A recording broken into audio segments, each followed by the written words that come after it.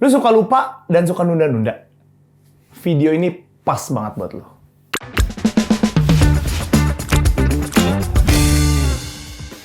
Welcome to Tech Tech Channel. Sebelum gue mulai konten ini, gue pengen perkenalan dulu ya, siapa diri gue. Karena gue yakin beberapa dari kalian tuh banyak yang belum tahu juga nama gue dan gue tuh ngapain aja gitu. Perkenalkan, nama gue adalah Rian Sundiman. Ya, bukan Sudirman, tapi Sundiman. Dan kalau untuk kerjaan gue, sebenarnya tuh gue udah menjadi freelance dan menjadi content creator itu dari tahun sekitar 2016-an.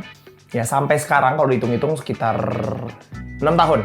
Dan perlu kalian tahu juga, untuk gue menjalani pekerjaan freelance dan menjadi content creator ini tuh susah banget untuk tipe orang kayak gue.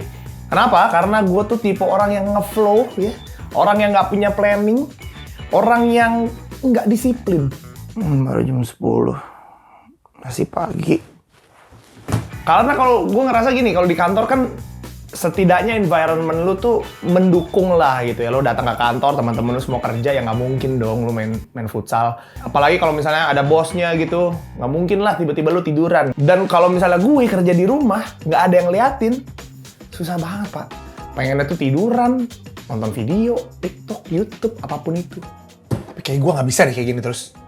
Di samping itu gue juga memang suka nontonin video-video productivity ya. Kayak Matt D'Avella, ada Thomas Frank, ada juga Ali Abdaal, ya mungkin beberapa dari kalian tahu juga. Dan di situ mereka juga ngajarin tuh caranya pakai Google Calendar lah, Reminder lah. Terus yang terakhir ini Notion.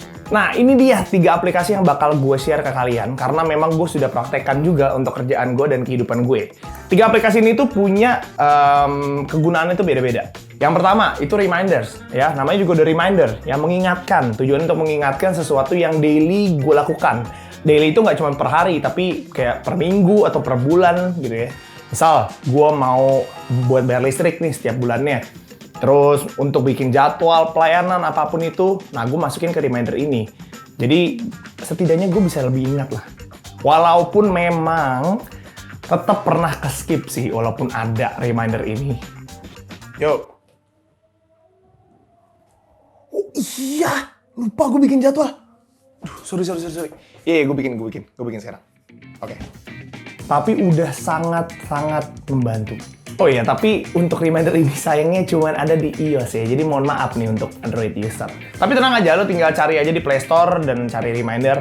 Banyak kok aplikasi-aplikasi yang mirip. Gue akan coba praktekin gimana caranya gue bikin satu reminder nih ya. Yang pertama, lo tinggal create new reminder. Habis itu tulis namanya, misalnya bayar listrik gitu kan.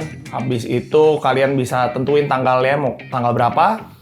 Habis itu jam berapa lu mau diingetin. Kalau gue biasanya malam ya, karena kalau di jam-jam pagi sampai sore gitu biasanya gue nggak aware gitu. Habis itu repeatnya mau berapa lama sekali. Kalau gue di sini kan sebulan sekali. Dan yang terakhir priority ya. Priority di sini gue selalu isi yang high karena biar terus diingetin, biar kagak lupa. Dan yang terakhir, biar lu semakin inget lagi, lu masukin widget nih. Lu tinggal tahan layar lu, terus lu tinggal klik di pojok kiri atas ya. Terus lu masukin widget remindernya. Dan habis itu untuk section ininya lu harus ganti ke today. Biar dia akan update tuh yang hari ini perlu lu lakukan tuh apa aja. Ini sangat membantu. Lanjut ke Google Calendar. Kalau Google Calendar di sini gua untuk taruh kalau misalnya ada event, misalnya ketemuan sama orang, jadwal pelayanan, atau deadline kerjaan. Tujuannya apa? Tujuannya tuh biar kagak bentrok. Karena dulu tuh prinsip gue adalah, kalau misalnya nih, nanti kita janjian ya di tanggal segini, jam segini gitu ya. Oh oke. Lu nanti pelayanan ya di minggu ke segini gitu ya. Oke. Akhirnya lu lupa atau bentrok. Ya, gue okein lagi lah jadwal orang atau segala macem. Karena apa? Karena berusaha mengingat dengan otak. Dan itu salah ya teman-teman ya. Karena otak kita bukan digunakan untuk itu, otak kita digunakan untuk membuat sesuatu yang kreatif, bukan untuk mengingat jadwal. Dan akhirnya gue cobalah pakai Google Calendar ini. Dan bener-bener sih, kalau untuk sekarang gue bilang, gue nggak bisa hidup tanpa Google Calendar. Kalian bisa lihat di sini ada beberapa section yang gue bikin juga, pemilihan-pemilihannya, dan ini ada warna-warnanya juga biar ya untuk membedakan aja sih sebenarnya. Kita juga bisa mati nyalain ya kalau misalnya kalian terlalu mabok, jadwal kebanyakan gitu. Banyak juga yang bingung gimana caranya tuh bang bikin section-section itu. Oke. Gue nggak tahu kalau di handphone tuh bisa apa enggak, tapi yang gue tahu tuh harus di PC atau di laptop. Kalian tinggal klik setting di sini, tinggal klik add calendar, terus juga create new calendar. Nah, kalian tinggal tulis nih namanya mau apa, terus warna-warnanya juga kalian bisa atur di sini ya, biar enak aja dilihat. Terus juga ada beberapa teknik yang gue pakai untuk menggunakan Google Calendar ini. Salah satunya adalah time blocking ya. Jadi waktu gue tahu nih, misalnya gue mau ada syuting hari ini, gue bisa ngeblok tuh waktunya dari jam berapa sampai jam berapa. Biar ada batasan dan gue tahu tuh exactly kira-kira perlu berapa jam. Walaupun tetap bisa miss sih, tapi setidaknya lu udah tahu perencanaannya. Terus lu mau editing berapa lama, misalnya lu mau ketemuan sama siapa. Dan kalau misalnya ditanya, lu ada waktu kosong kapan? Lu bisa tahu nih gap-gap waktu kosongnya itu kapan aja kalau lu pakai time blocking ini. Cuman kalau untuk deadline ya, deadline video itu gue nggak pakai time blocking, jadi gue tinggal taruh di all day ya kayak gini. Dia akan munculnya tuh akan langsung ya ada kayak gini lah gitu. Jadi nggak ada jam-jam itu, nggak ada. Sekali lagi, tapi itu cara gue, buat gue cara fleksibel aja, yang penting nyaman buat lo. Nah, yang terakhir ini Notion. Nah, Notion ini gue gunakan untuk workflow kerja tag-tag gue. Oke, jadi kita bisa lihat ya, di sini tuh pokoknya ada beberapa section lagi gue udah bikin dan di bawahnya ada kalender. Misal nih, gue kepikiran nih, gue mau bikin konten. Gue tinggal klik tambah di sini, terus gue tinggal tulis nama kontennya, tipe kontennya apa, terus draftnya mau kapan. Biasa kalau misalnya brand-brand tuh perlu draft gitu ya. Nah, ada lagi untuk settingan lengkapnya, gue tinggal klik lagi. Nah, di sini kita bisa ngisi nih semuanya nih. Dan ini semua full customized. Jadi, apa yang ada di sini itu udah customized dari gue. Kalian juga bisa tambah-tambahin lagi sih sebenarnya di sini. Misalnya buat nama editornya, kapan uploadnya, dan segala macamnya.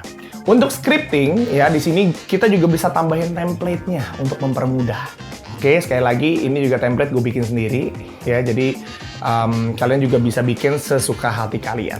Misalnya udah nih, oke gue udah kelar scripting, habis itu gue mau lanjut ke syuting ya, gue tinggal geser aja ke syuting.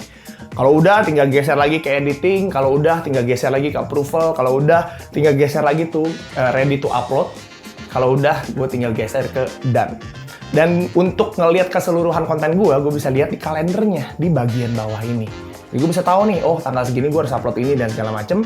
Plus juga di sini ada checklist ya untuk istilahnya untuk konfirmasi kalau gue tuh udah upload di Reels sama di TikTok.